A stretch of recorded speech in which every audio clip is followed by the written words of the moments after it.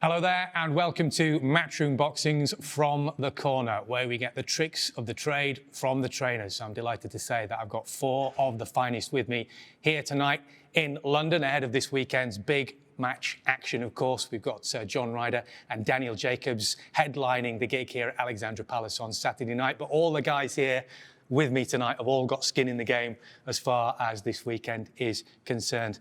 On my right, introducing Andre Rozier, great to have you here from America. Of course, it's a pleasure to be here. Looking after Daniel Jacobs on Saturday night. Welcome, it's good to have you here. Thank you very much. Opposite him, and of course, very much in the opposite corner, Tony Sims looking after John Ryder, of course, and Felix Cash on Saturday night. So you've got a busy night ahead of you. Welcome to you, Tony. It's good to see you. Thank you. Pleasure to be here.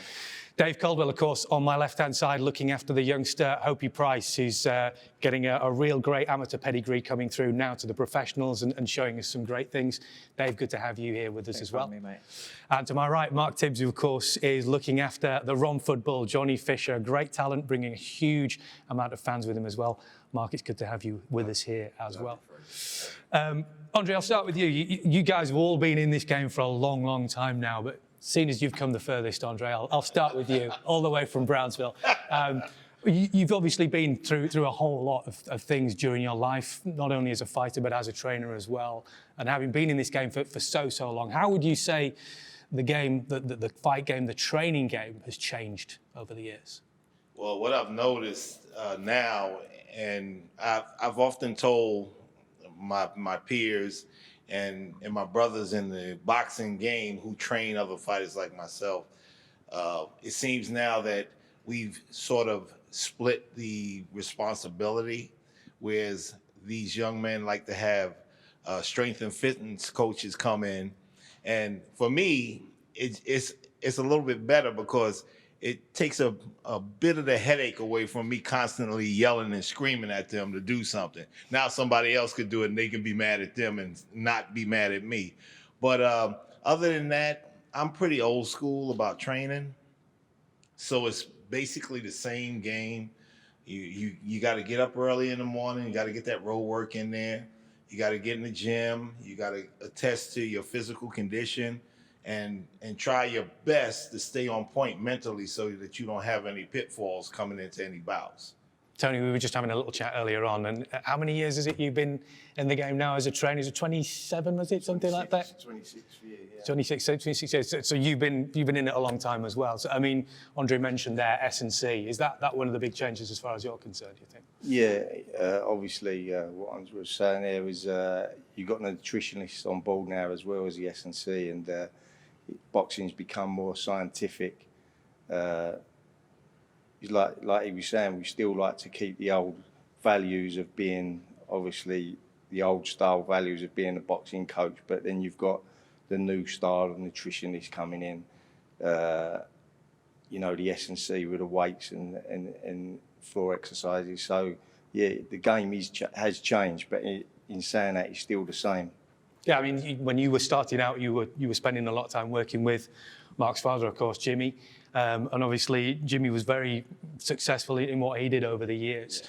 And you could argue that is old school in many ways. So how has it changed from your perspective, seeing what your dad used to do and looking at how you do things now? Yeah, well, it's just like Andre and Tony says, it has changed, and you know, you've got to get it right. You've got to get it right, though. You know, it's you can overcomplicate things at times. You know, these strength and conditioners can overcomplicate things, I feel. But if you get it right, then you're gonna have a good relationship, and you're gonna get the best out of your fighter, and that's what it's all about: balance. And I agree. Balance, yeah, balance. I mean, Dave, you've seen it from every hat in the game, really, haven't you? From being a fighter to a promoter to a manager and to a trainer. So, what are the big changes as far as you're concerned? Do you think? Pretty much like these guys have been saying. I mean, I started coaching amateurs in 1996, and then I got my first gym in 2000. So back then, it was like me doing, like what you're saying, doing the boxing side of things, right, doing the S&C side of things, doing weights. But then as times change and we started moving towards the S&C work, it was, I don't know about you guys, but when you first started employing S&C coaches or your fighters that come to you and say, I want to start working with this guy or this guy, there's a little bit of nerves there because it's a lot of trial and error. And there's, for what we do, because there's the trust element of somebody else working with your boxers, with your fighters. Everything that you're doing can actually be undone by somebody that doesn't know what they're doing. 100%. See, what works for one don't mean to say it works for the other. Right. And if you've got a strength and conditioner that's doing a bit of work for us guys, they can get the needle, that means the hump, or annoyed. They can get a little bit annoyed that they're not doing that with that one. Yeah. But that fighter don't need it. Right. He's got, makes sense. Yeah, because I remember when you look back at, say, for example, when Dillian Whyte fought Anthony Joshua, and he put in a great performance, but it was after that fight that Dillian really realised that he had to change things in terms of how he conducted himself outside of the ring, in terms of strength and conditioning and diet and stuff like that. So that was an area where you then, I suppose, had to give a little bit of control away, did you, to an S&C team? Well, I wasn't involved with dealing with the AJ fight. Just to let you know, I started with him after that fight. After that fight. But we employed, Dillian employed some S&C coaches throughout my journey with him. And there were some pluses and there were some minuses. And me and Dillian spoke about things that I thought that didn't work. You've got to be careful you don't overtrain as well, overtrain as well. Dillian was a very, very hard trainer. And I feel in some of them fights we had, them big fights where it was touch and go, that I felt if he would have eased off a little bit more beforehand, he had a bit more legs in him, a bit more fight in him. But he lived and learned, and I think he had to go through that process. Someone like him, he was a stubborn character. But S&C coaches are good, but you've got to be in charge of them. Yeah, I agree. You know what I mean? And I do think that as time's gone on, obviously, they're getting more experience in our sport. Whereas in the early days, they'd be coming from football, they'd be coming from even nutritionists. I remember the first nutritionist that I ever worked with was for Ryan Rhodes, and he was England rugby nutritionist, and which is great, but it's a different sport. And then you got S&C coaches that come from rugby, working with footballers and things like that. It's a different sport. So what they're doing and what they're used to doing for their sport doesn't necessarily mean it's going to work for ours. And as time's gone on, and obviously a couple of decades later, now you're having more professional. I mean, I work with Danny Wilson at Boxing Science, and he's been working in boxing now with good level, top level fighters for years. So they understand what the sport's about. And I think it's very important for fighters out there and coaches out there, the next generation of them, that they don't just grab hold of anybody that says, "Oh, I'll do this," because we've all got it. Everybody's trying to get in touch with you and saying, "Oh, I've just passed my college course or university course. Can I come and work with you?" and things like that. But there's that trust element and that foundation that you've got to build first before you can start working with top level fighters. Sorry, didn't mean to cut you short there. What you said there, David, I worked with a lot of guys in the University of Loughborough University. I've always, before I went to Loughborough University to train Dillian Whyte, we set up a camp there. But I worked with a guy called Sonny Cannon, and only out of West Ham, and he was at Tottenham Hotspur. Funny enough, the football club. But he listened, and not listened, but we worked well together. Yeah. I finally got him back, and like you say, it takes a bit of pressure off at times. Right. And he knows what you want. The percentages I give him 60%, work him at 40%, upper body, lower body, middle, all over, whatever, whatever it may be. But he's got it down to a T, and I've got to say, not just saying it, not just giving him a leg up. Sonny Cannon, look out for him. He's a good strength and conditioner. That's what I think as well. You got to have a relationship with your S&C Absolutely. coach. Whereas my S&C coach, Dan Lawrence, Performance 365, he's so educated. Do you know what I mean? Yeah. And sometimes I say to him, Dan, you sound like you swallowed a dictionary. You have to speak low level almost to know what we're talking about. Yeah. But I've got a great relationship with Dan. He's been with me like 5 years now. Yeah, so we got a great relationship and we know what we're both doing. Speaking of relationships, that's essentially one of the most important parts of being a trainer with a fighter, I guess, isn't it? I mean, Andre, tell me what you look for in that relationship when you're taking on a fighter for the first time. What is it you're looking at to make sure that he's going to be the right fit for you and you're going to be the right fit for him? Well, first and foremost, I'm looking for an athlete to respect me. That's the beginning of it. When I tell you I want you in the gym at 5 o'clock, be there at 5 o'clock, not 5:30, 6 o'clock, because that means that you're not going to pay attention and you're not going to follow protocol, and I can't teach you because you don't listen. That's the first thing. Most of the kids that I've trained that have went on to world championships, they've been with me like out of the womb. I've had them since they were really, really young, 8, 9, 10 years old. And they understand, because now you're more like a parental figure to them, and they understand the parameters involved with respecting your wishes. So with that being said, I look for them to be respectful. I don't look for conflict, because if I have conflict with you, you got to leave the gym. It's just not going to work. I'm the boss in the gym. We are the bosses. And if you think you're the boss, then you need to go find your own gym and start training kids. So I just want to make sure they know that I'm here to lead them in the right direction. So pay attention to what I say, respect my word, and we won't have a problem at all. Is that something that chimes with you, Tony? Do you feel as if you're a fatherly figure to some fighters, but at the same time you've got to be really strict? Yeah, I think I like to, grow a relationship from the beginning when they first turn pro, and that's how I like to get a fighter. And you grow your relationship through the years, and like you say, you become like a father figure to them, not just in the gym, right, but outside the gym as well. Right. They know that they can come to you if they got problems as well. So, I like to get that bond, and also I like to get like a family bond in the gym where, although the fighters are very competitive with each other, in sparring and their athletics and that, I like them to bond so that they follow each other and try to help each other as well. And that way you get like a family bond in the gym with, like you say, as a father figure as well. Because of that, does it become all-consuming? Does it dominate your life? I mean, how difficult is it to try and separate any sort of work-life balance when, give us a typical sort of day for you, Dave, in terms of how your gym would work? Yeah, it does become all-consuming because they become an extended part of your family. And it's like with the boxers that I've got in my gym, they got one of my kids coming out of the gym, and they always asking about my kids, what they're up to, my little boy with football. There's a relationship there, and if my kids can't come to one of their fights, they're absolutely devastated. That's what it becomes. It becomes an extended part of your family. I can't coach somebody where I haven't got that emotional attachment.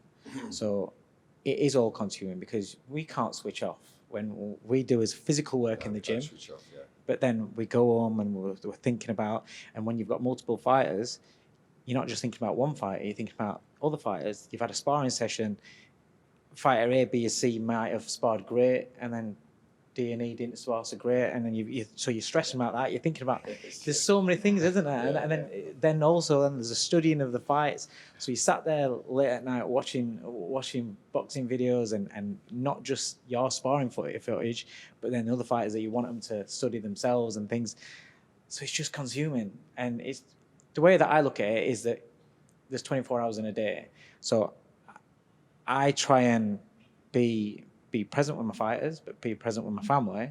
And then when everybody's asleep, that's when I do my studying, and that's when I'm sat there watching the fights. And so,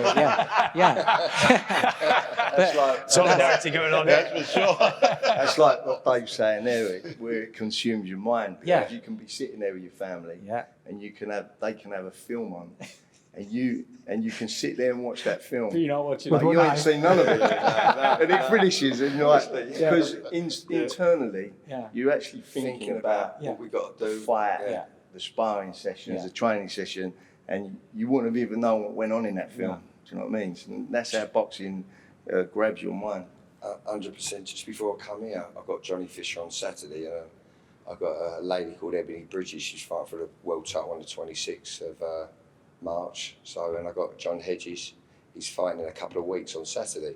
So I brought them out of their homes, put them in a room here. So they've had to follow me. Yeah. But they've all got different stages, as you know. They're all at different stages. He's done. Big Johnny Fisher over there. He's finished and cooked. But I still, where he's only had 5 fights, I still want to make sure he's all right. Do you know what I mean? So So I've been at a gym round the corner. I was a bit late for tonight, funny enough. So Getting to work, been working. So that's why I rushed there. He was giving me a bollocking over there. And now you're hungry, and now I'm starving. All he's thinking about is going to get something to eat. Piece of food. Because of that, Andre, do you feel as if the life of a trainer is harder than the life of a fighter? If you're a fighter, you've only got your one job to concentrate on what you do all the way through your career and your next fight and your next opponent, etc. But you're looking after different fighters. You have a clothing label going on and stuff like that. You've got many fingers in many pies. It's always something else going on. I mean, literally, this Christmas we had a big dinner at my home, and all my fighters were there. Everybody was eating, and they were joking about, well, if you eat too much, you're going to be heavy. You know, you got a fight coming up, this, that, and the other thing. But it's always a lot of responsibility. Once again, I can't even really describe how important that paternal role is that we have. If anything goes on other than like was stated earlier, it's just not in the gym, but it's also outside the gym. If they have a problem, if God forbid, say they were in an accident or something, we have to be at the hospital. When they get married, we have to go to the wedding ceremony. When they have children, we have to be there. Oh my God, look at my little baby. I mean, it just never stops going on and on and on. So it's a never-ending responsibility, and it takes a lot for us to do what we do. It really does, because it can be demanding on the family. Sometimes you have to have a very understanding family base, especially for the lady of the family. Because, you know, sometimes she said, I'm tired of this. Get your butt home, and there's no gym for you tonight. I think it's probably fair to say we all have very, very understanding wives. So a shout out to the ladies. Let's talk about Johnny Fisher for an example, Mark. He's come in with very, very little in terms of an amateur pedigree or anything like that, very raw. So when you first saw him and you first clapped eyes on him and you first maybe did a pad session or something like that, what were you thinking? What was going through your mind in terms of, yes, I can do something with this kid? Well, I spotted Johnny about 2 years prior to, working with him, because I was looking for sparring for Dillian Whyte when he was fighting Joseph Parker. You know Joseph Parker? And I thought he was, he moved like Joseph, athletic and that, a bit fast, good boxer. So I had my eye on him. Didn't have my eye on him then. I wanted to get him up to the university for a bit of sparring, but he was at university himself studying, and. So anyway, but 2 years later, his manager called me, Sam Jones, and said, "Will I have a look at him?" But no, I liked his energy, his positivity. Not only that, the way he picked up things, little things. You know what I mean? Instructions, the way he picked instructions up and that. And he wasn't the most naturalist, and he's still not now. But you guys, you can see his development though, can't you? I see him a lot, like you say, every day, most days, and so you guys notice it more than me. But he's smoothing out, and he's becoming more natural, and timing's getting there, and everything like that. He was a little bit too eager at first, rushed his work, smothered his work.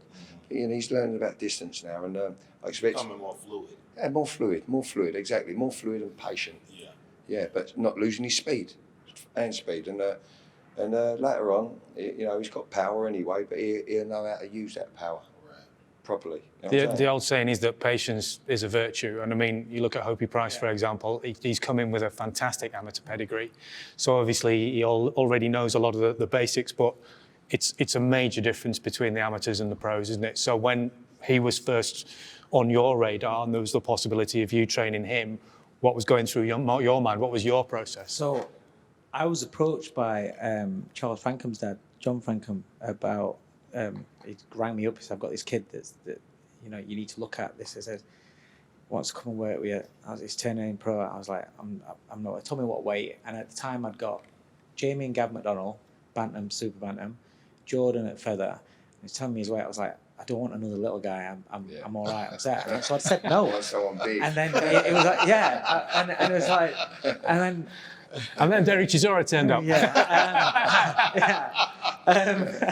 But I'd said no, and then his dad, he said, just speak to his dad. And out of courtesy, I spoke to his dad.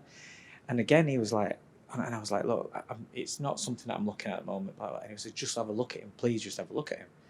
So again, out of politeness, I thought, okay. And I thought, what I'll do is I'll drop it on you. I says, okay, be at the gym tomorrow at 8:45. That's it. And I thought, they won't turn up. And they did. And when I walked into the gym, he was there. And you know what we're talking about? What attracts you to a fighter? I'd not seen him box, nothing. And then it's just how his demeanour was, so polite, his dad polite, just nice people. Straight away, I liked him. Straight away, I thought, this is going to be hard to say no. Yeah. And then I spent a session with him, and it was just the personality and just that it's just on my wavelength. And so I was like, there we go, we're just coming tomorrow and we'll start off. But what I like about him, and you can have all the physical attributes that you want, but for me, the mental side of the game and the mental side of the personality is more important than anything. I mean, what you've got with Conor and how you've done Conor's physical and this, but it's a mental approach that he must have that's allowed you to be able to work with him to see the improvements. I had Curtis Woodhouse when he went from football to boxing. It's the same thing. If somebody's willing and open to learn, and they haven't got an ego, Hopi, junior Olympics and things like that, didn't have a chip on his shoulder, didn't think they knew everything, and willing to learn, willing to adapt. And the best thing is when things aren't going right, they don't get flustered. Right. Doesn't flap. Doesn't get, taking him to go and spar with Kid Galahad, when he's a young kid, and Kid Galahad mauling him. You know what he's like, Barry. He's a bully in the ring, forearms and everything, mauling it, and you see how he just handles it, takes it in his stride, comes back to corner, not flustered. Took him to Freddie Roach's gym. When you see the personality and how they approach things mentally, the kid's unflappable. And when you've got somebody like that who also, what you were saying about Johnny, how he picks things up really quick. I hope he picks things up. And again, you'll have it because you'll have it with these fighters where when you're on the pads and stuff, before you even say what you're going to do, they know what you're about to do, and you're on that same wavelength. It's great. And then you're seeing what you teach them on the floor, you're seeing where they're trying it in sparring and they pull it off. Then when you see it on fight night, that's what it's about. That's where the buzz is for me. Not everyone obviously has them.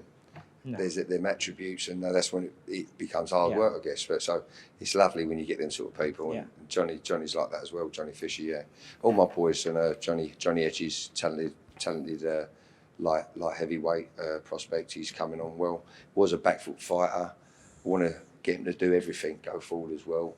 Started to punch a little bit harder. There's the right time and place to, stand and trade, as you know. Right. But it's about confidence as well. So, we work on giving these guys confidence as well, at the right time. Yeah. When to put them in the oven, so to speak, and when to pull them back a bit. So but it's that willingness. We do all that, don't we? It's that willingness that certain fighters have. We try, exactly. It's that willingness that certain fighters have and other fighters won't, where they're willing to be put in an uncomfortable situation. If you need them to work on their inside game when they're usually a long-rangey fighter, and obviously while they're learning it and they're doing it in sparring in the early days, they're going to get caught with shots, so they put themselves in a position where they might get caught with shots. It's having that willingness to go through that in order to see the end product. Some fighters don't, they just won't do that. So then they'll stay at a certain level and they'll be great on the outside or whatever, but not be able to cope with on the inside and vice versa. But when you get fighters that are willing to do that, it makes our job so much easier, and that's part of the coaching. And sometimes they excel a little bit more than you thought they thought they could. It's always levels with athletes. Bonus. Everybody's not the same. Yeah, exactly. We all know that this one individual we might have to spend a little bit more time with, but as long as they have the proper attitude, it's fantastic. Now, you can grow along. I mean, everyone in school is not in the intellectually gifted class. That's a class of maybe 15 kids. And then there's everybody else. But out of those everybody else's, you still have to gauge the time. But as long as they want to learn, they'll get there. It's always levels to all the athletes in the gym. Case in point has got to be Conor Benn, hasn't it? I mean, he's a different kettle of fish to the two guys that I mentioned before. He's come with this family pedigree obviously the name and everything that his father achieved, but he's come into your gym as a raw novice effectively. And now when you look at the progress that he's made, it's quite incredible, isn't it? Yeah, it's like the guys were saying, it's like attitude, and if they want to learn, you know, and kind of Ben's that sort of individual that, you know, he wants to learn everything, and, you know, not just technically in his boxing, but every aspect of boxing. You know, he's got his nutrition down. He studied nutrition. He's got that down to a T. With his S&C, he's got that down to a T. Every aspect of boxing, like you say, he's like a sponge, you know, and he takes it all in, and he wants to be the first in the gym and the last out of the gym, and everything he does is professional, you know. And I think when you've got a fighter like that, willing to go that far in the game, then, you know, it makes your job actually a lot easier, because it makes it enjoyable for you to spend time with him. Right. And you don't mind spending that, like you say, extra bit of time with that individual, you know. And like you say, because of the name, because of who he is, he's been under the spotlight from like his pro debut. Like every fight he's had, he's been under the spotlight. So everybody's seen in the last 5 years where he's gone from debut all the way up until now, and we've seen the progress that he's made. But that's down to his willingness to go to every length to be that professional fighter that he's becoming, and that world contender that he's become. He's not just matured as a fighter, he's matured as a man as well, hasn't he? Exactly, yeah. We've seen that as well, you know, we've seen I hate to interrupt, but a lot of that has to do with who was teaching. Mm-hmm. So you might not pat yourself on the back for it, but I'll tap the shoulder on that one. Well done. I think that's another thing as well. I mean, I respect all trainers, because I know how much time we all spend in the gym with the fighters, you know, and it is a lifestyle thing, as we were saying earlier.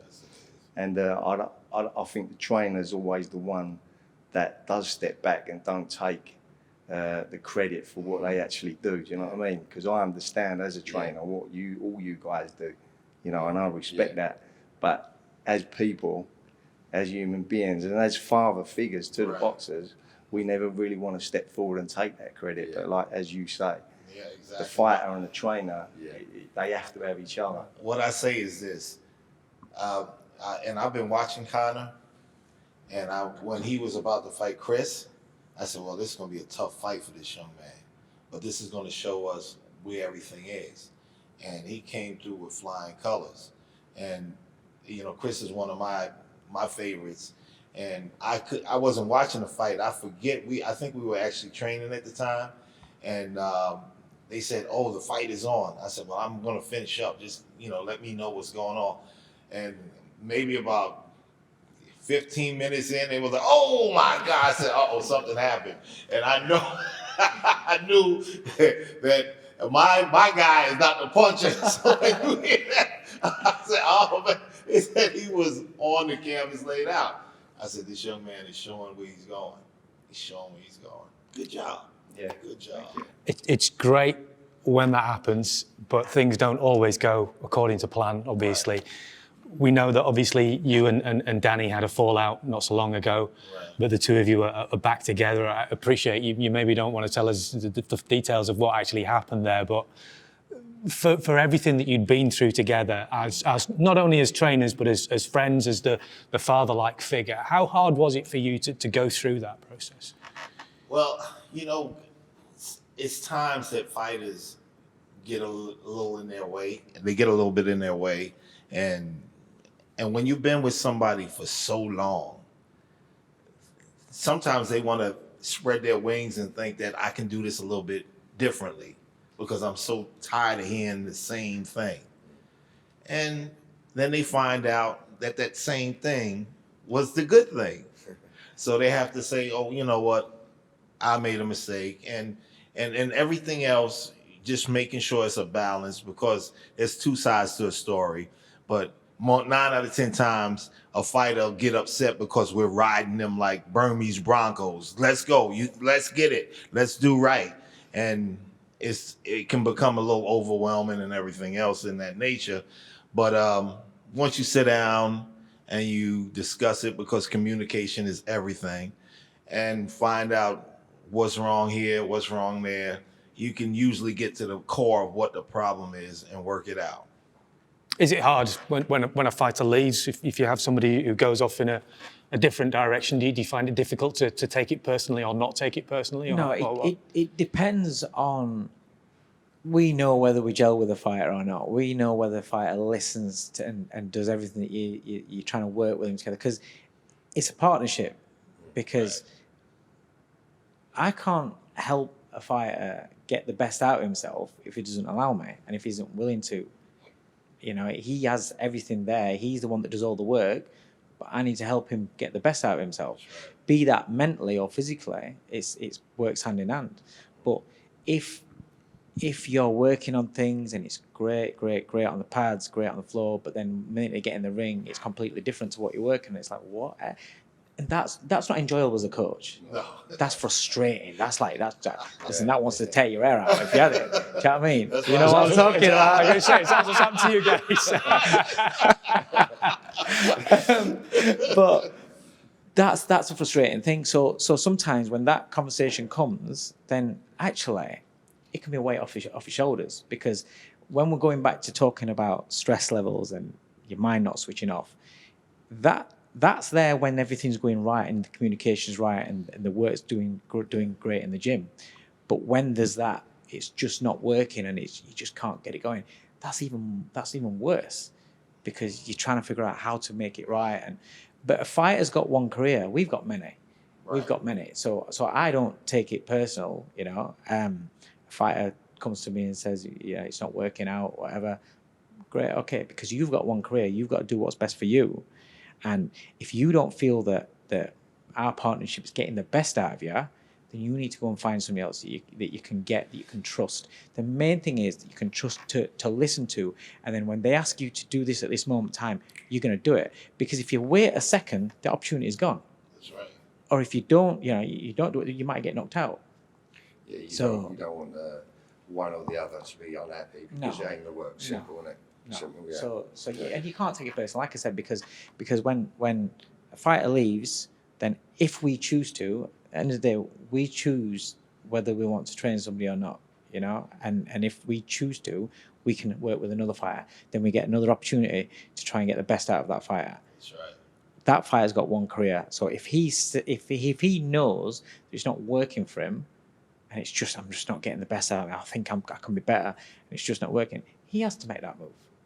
With that in mind, obviously, we know we've got a couple of big heavyweight fights coming up in the not too distant future. And obviously, Anthony Joshua, we understand, is looking at making changes to his training team. Obviously, Tony, you've worked with him quite a lot in his earlier pro career.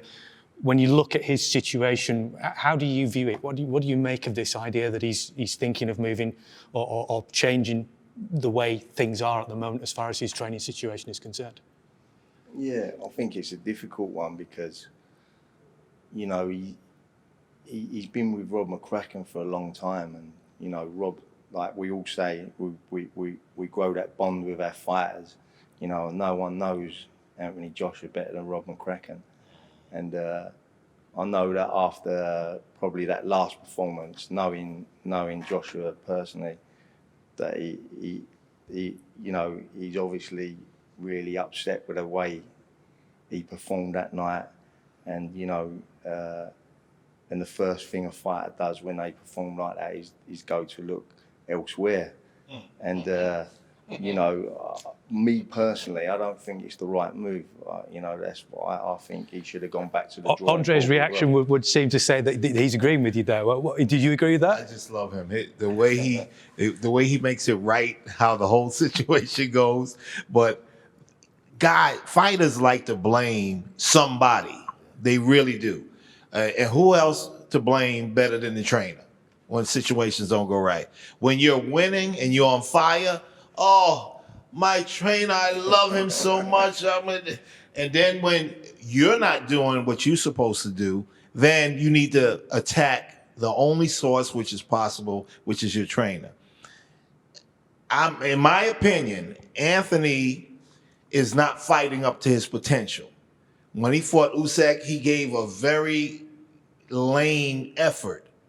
And when he fought Andy, it gave a lame effort. This is the same man that fought and beat Klitschko and had some fantastic knockouts. So a fighter needs to look inside themselves when this is going on.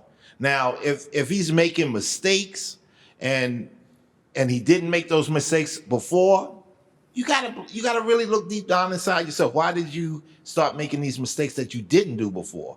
We're still doing the same thing. If anything, we're trying to stay sharp as a razor blade while we're doing it. But now all of a sudden, you're regressing. Now, you can say whatever you want about it, but don't blame the source of your direction when you were moving in the right direction. And now all of a sudden, you wanted to put your foot on the pedal and the cops pulled you over. Oh, well, I was trying to get to the next location. My trainer was there. You can't, I really, really find it a problem when guys start to look to blame a situation on somebody else.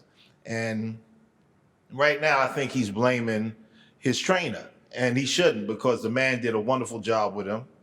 Apparently, from the early core, he had a lot of good direction. So you can't say, oh, you know what? I'm falling apart. You're falling apart because you're falling apart. And I know from dealing with fighters who didn't get that victory in a big event, and they'll say, oh, for instance, when we fought Lomachenko, Richard Comey, and I told him, I said, Richard, we cannot make a mistake in this fight. Lomo has a lot to prove, and he's going to bring it as best he can. He's going to be on fire. And he was on fire that night. I said, you make a mistake, he's going to make you pay for it. Don't make mistakes. And unfortunately, he didn't follow that plan, and he made some mistakes. It cost us. You got to stay to the program, you got to stay to the plan, and you got to listen to your director. And then at that point, if it's anything that went wrong that I could be blamed for, I'll accept that blame wholeheartedly. But I tell you, keep your right hand here and don't sit on the ropes and don't wait for something to happen and you do it, you didn't listen. It's your fault. So let's get that together. I think Anthony should look inside himself and refocus himself and stop trying to blame a situation on where it doesn't belong. That's my opinion about it. In that sense then, Tony, what does Anthony need to do in order to change to be able to get the victory in the rematch against Usyk, do you think? Well, I think, everyone's watched the fight tactically. He obviously, never got his tactics right for that fight. Now, knowing Anthony as I do, I know that he can get his tactics right for the next fight. And it don't necessarily mean bringing in another trainer or two, to work with him new. He needs to go back to the drawing board, watch the fight. We know what sort of tactics he needs to use in the next fight, and he's got the physical attributes to do that. He's got the power to do that. And I think if he goes into training and, as you say, follows the plan, follows the direction of his trainer, I believe that he has the beating of Usyk. And, changing trainers, I don't think will benefit him. I think Andre picked up on his last two fights, right? And it looks a little looks a bit stylistically, he looked a little confused, more so the last one. And maybe, I don't know, Anthony. If you noticed, Mark, he brought a couple of fights back. He brought in a couple of relatively unknown trainers to come into the camp. So he's got like three coaches in the corner, all coming at different Easy getting mixed directions. messages, mixed signals from different people. Well, where he's been, where he's been listening to Rob for years on end, and now he's got like three people. But that's the problem. It's very clear for us to see. We don't know if it's the problem, but That's one of the problems. Yeah, you can see it. That's definitely. You're the architect of what's going on in the ring. If we're building this house with your diagram, there's no way that we're going to have the contractor say, you know what, I'm going to add this part to the house. You can't do that. Too many cooks. You can't do. we have to follow the direction of the architect. See, That's it. I look at some of the older fighters, so I know this argument came up where they're saying, oh yeah, but do you see in the old school fighters, they'd have Georgie Benton and other trainers working together in a corner, but they were all on the same page. Right. And so they all had the same methods of what their idea was to win the fight, to develop the fighter. Singing from the same place. Yeah, exact same. So, and they didn't all talk over themselves. One would speak, then maybe another would speak. I get that. So there's the argument for, yes, you can have more than one coach, but they're on the same plan. Now, it's very difficult when you're on the outside and you don't know what's going on in the gym day in, day out. You don't know who set the game plan, because we're talking about, obviously, the approach to the fight was wrong. Obviously. Yeah. Obviously. But it's like, so everyone can make a mistake, but who made that approach? So there's three voices there, there's three heads there, but there's one main man. And there should always be one main man. I agree. That 100%. if he and sometimes some people, I mean, I don't know Rob on that extent, but sometimes some people maybe a little bit within themselves where they don't want conflict, or they feel as though, okay, well, he's employed him because he can't have been happy about that in the first place. So maybe he's thinking, well, he's employed him. Well, I don't think this is the right approach, but maybe have a little word. But then if he's just steamrolled over it, then is that his fault? Right. But there comes to a point where in that fight where you're coming out and you're trying to outbox Usyk and it's not working, and let's say for instance, I think he got nailed with a left hand in the first round, he gets hurt in the third round, and you know this is the wrong approach. Right. So after 3 rounds, so AJ's had enough fights where he doesn't box like that and he imposes himself. Yeah. So surely there's a point there Yeah. where after 3 rounds into a fight, Right. you can then go back to corner, and if the voices aren't telling you that, you must know, I need to change this shit because it's just not working. It's not working. So then you go and try and change it. Yeah. But I'm not saying Usyk would have allowed him to change it, but there was no actual shift or actual change in the behavior of Joshua. There was no attempt to change that it. showed that he was attempting to change his game plan. So that's where you can't. I'm not being funny.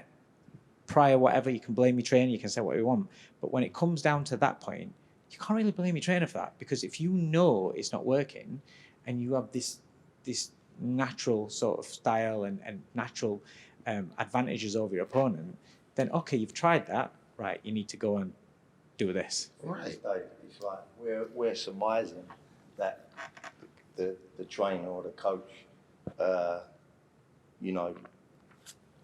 directed him them sort of tactics. Yeah. But maybe they never. Maybe never. Do you know what I mean? Maybe Joshua adopted them tactics himself. Maybe they weren't the tactics. But if that's the case, then you can't look around and blame other people. Right. Exactly.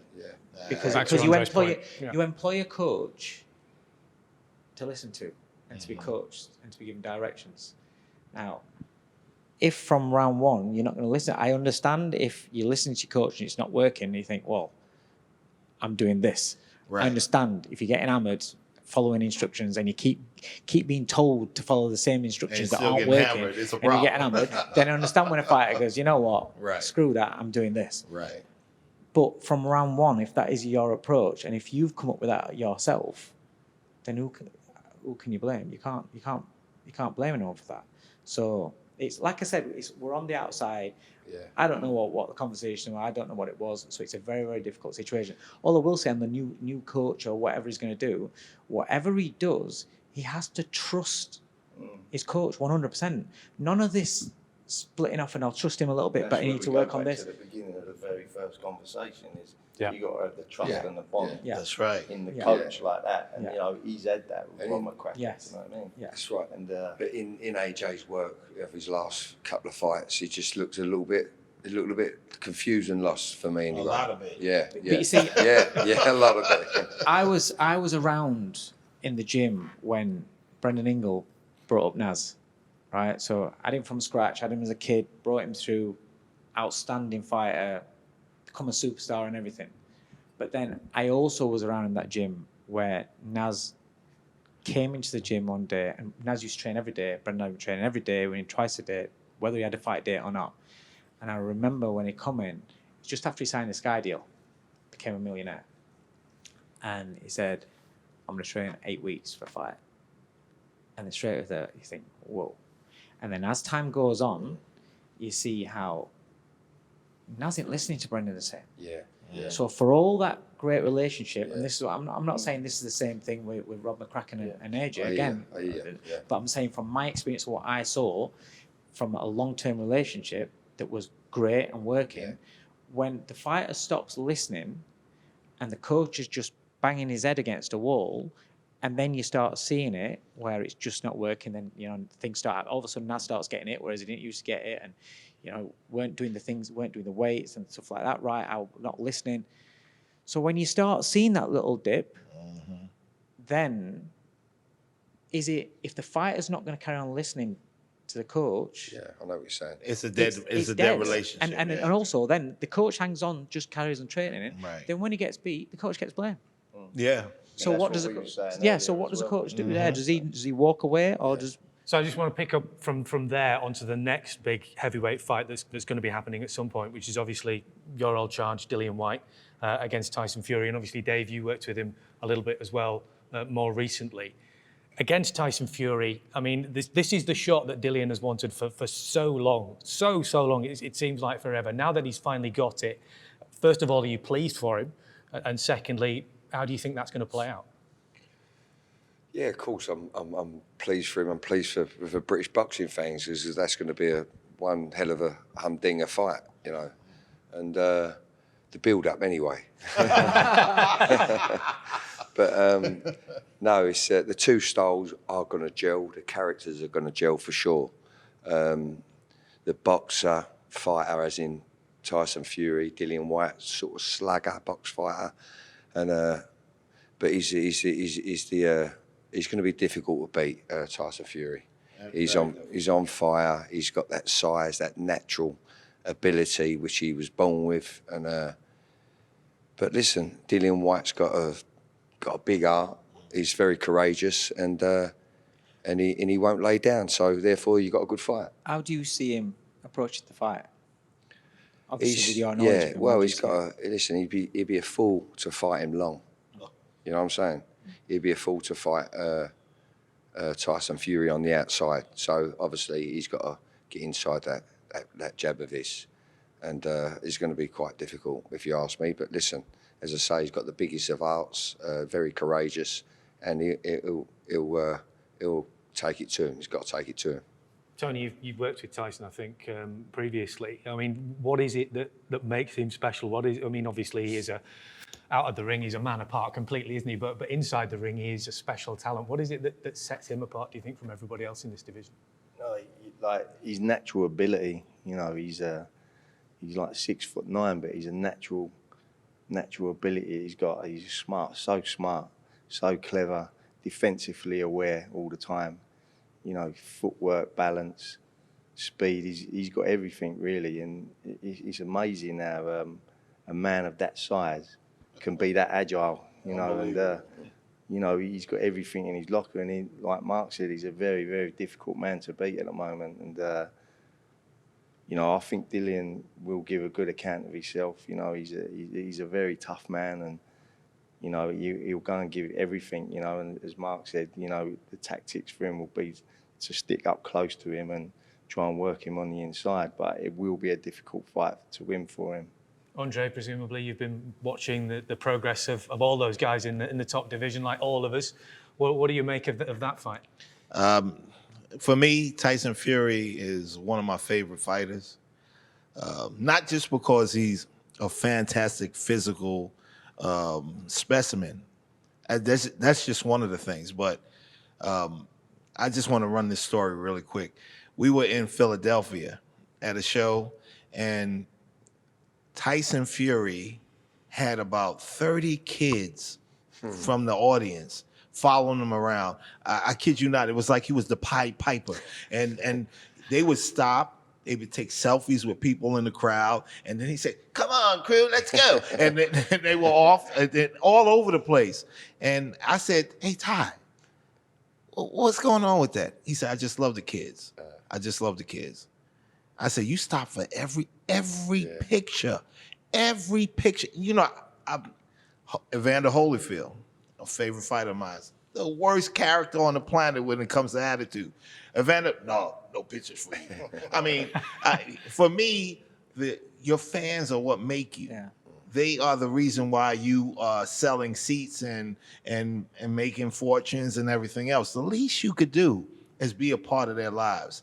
He was walking around with these kids. I could. It was like out of a movie, really.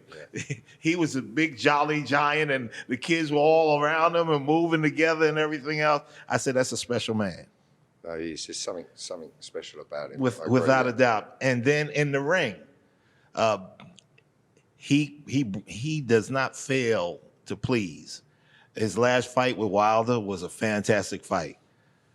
Tyson got his ass up off the canvas, went back to the canvas and got his ass up again and finished the fight like a real champion does by stopping his opponent. One of the most dangerous punches in the heavyweight division, literally. And without fear, without issue, he took care of his business. I think the guy is on a stellar high. It's going to be very hard to beat him. And the more he absorbs this fantastic energy that's being exuded to him, the harder it's going to be to even come close to beating him. There's one more fighter that I want to talk about when you talk about the word special, and a guy you know very, very well, of course, and that is Saul Canelo Alvarez. What he's doing in the sport at the moment is incredible, but when you consider what his next moves might be, there's talk of him perhaps going for Dimitri Bivol. There's talks of another fight with Triple G. There's even been talk of him going up to cruiserweight, for goodness sake. I mean, what on earth? What do you make of this guy? Canelo is the bus driver. He's in the driver's seat. He's the type of bus driver when you standing there waiting for the bus to come and pick you up, and then they just go right by you. He was like, "Hey, wait a minute, it's cold out here." No, Canelo is in charge. He's in full effect. He has grown in leaps and bounds, and he's the man calling the shots. It's not like people are saying this is going to happen. He's saying, I'm thinking about what is going to happen. And I'll tell you a little bit later what we're going to do. That's what he's laying down now. I'd be interested to see what happens there. He is the king. So, and the king is reigning supreme. Everybody wants to fight him because he is the money issue outside of the heavyweight division. Everybody's basically lining up. Oh my God, I want my shot at 15 million. At this point, I don't even think the guys worry about winning. They just want to get their shot at 15 million. I'm going in there and I'm gonna get my money because that's the way the line is now. So I mean, Canelo he's on this skill. He's worked hard to get where he's gotten. And people will say, well, he lost this fight, he lost that fight was this close. That's boxing.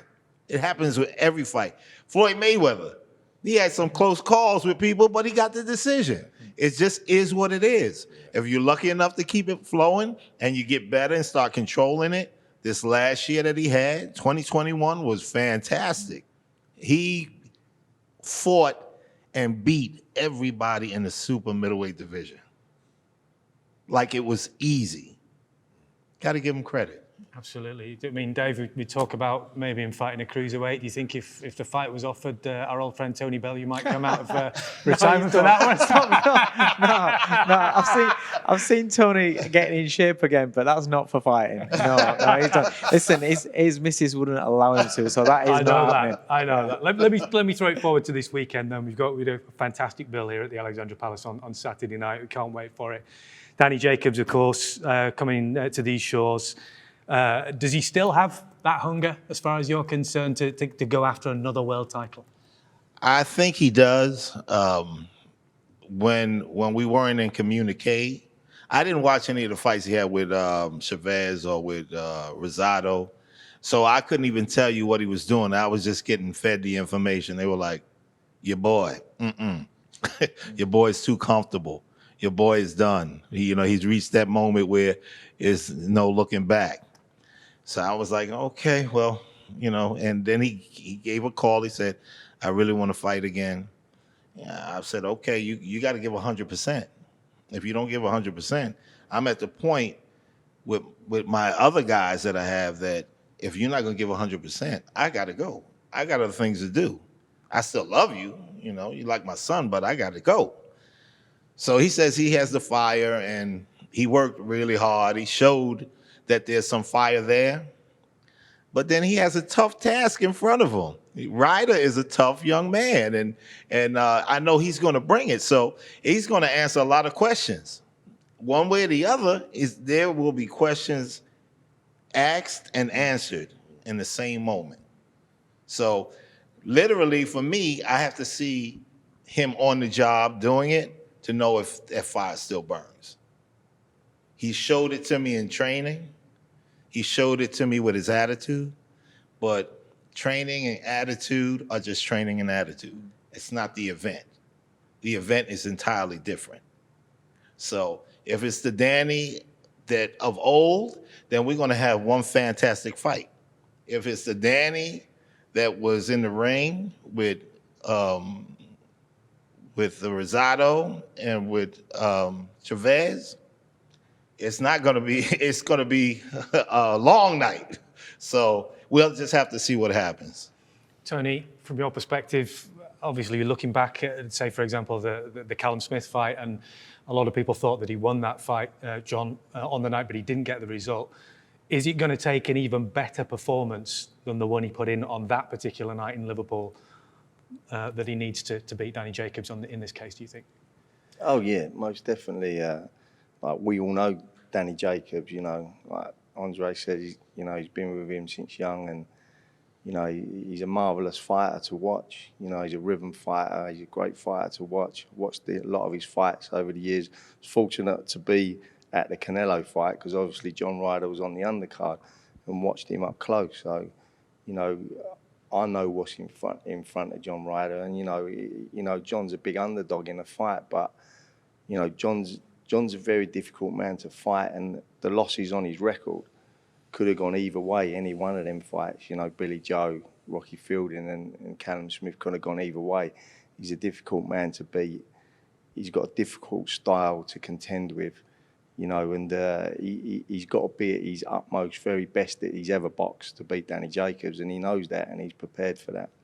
Should be a cracking fight, it really should. Should be some great undercard action as well. Dave, Opie Price, looking for a busy year from him and moving him up. You've talked about patience, but is this the year where you're going to let him off the leash a little bit? Yeah, he's 21.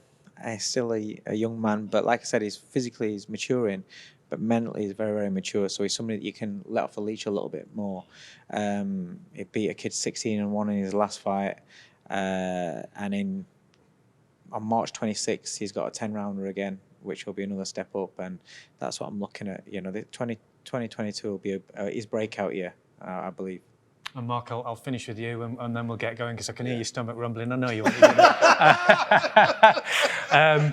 Obviously, the big lad, Johnny Fisher, the army of fans that he's got is incredible, but we want to see what's going to happen in terms of his boxing ability and his career. Do you feel he's got all the attributes there to do something really special in this sport? Yeah, for sure, definitely. He's needs a bit of seasoning, but, you know, I wouldn't be surprised if, you know, we've got a fight Saturday, and that'd be a good test for him. He's going to give Johnny some rounds, I believe.